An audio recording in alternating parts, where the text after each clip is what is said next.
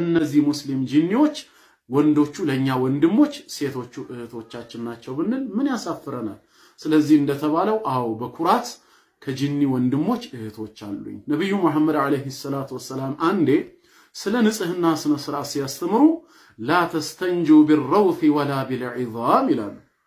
በእንስሳት ፋንዲያ ከኋላቸው በሚወጣው ቆሻሻና በአጥንት ኢስቲንጃ ከቆሻሻ ስርዓት በኋላ የመንጻት ስርዓትን አትጠቀሙ አሉ። ለምን ስንል فإنه طعام إخوانكم من الجن ከጂን ለሆኑ ወንድሞቻችሁ ቀለባቸው ነውና አሉ። ኢኽዋኒኩም ወንድሞቻችሁ። ስለዚህ ያመኑ ጂኒዎች ወንዶቹ ወንድሞቻችን ናቸው፣ ሴቶቹ ደግሞ ምንድናቸው? እህቶቻችን ናቸው። ወንድና ሴት ለመኖሩ ብዙ ማስረጃ አለን ከቁርአንም ከሐዲስም። ከቁርአን ላይ ወአንሁ ካነ ሪጃሉን ሚነል ኢንሲ يعوذون برجال من الجن ከጂኒ ከሰዎች የሆኑ ወንዶች ከጂኒ በሆኑ ወንዶች ጥበቃን ሚሹ ነበሩ ይላል። ወደ አንድ ዋሻ ሲመጡ በሚፈሩ ሰዓት ምን ይሉ ነበር? በዘመነ ጃሂልያ ትክክለኛው የአላህ አምላክነት ተውሂድ ያልገባቸው ጊዜ ምን ይሉ ነበር?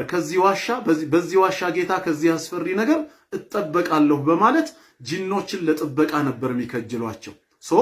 ከጂኒ የሆኑ ወንዶች ማለቱ ቁርአኑ አገልባጩ ሴት እንዳለ ያሳያል ነው።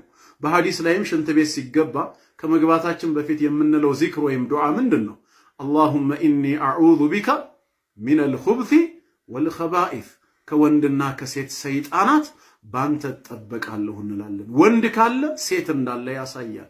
ስለዚህ ያመኑት ወንድሞቼና እህቶቼ ሊሆኑ ምንድነው ችግር?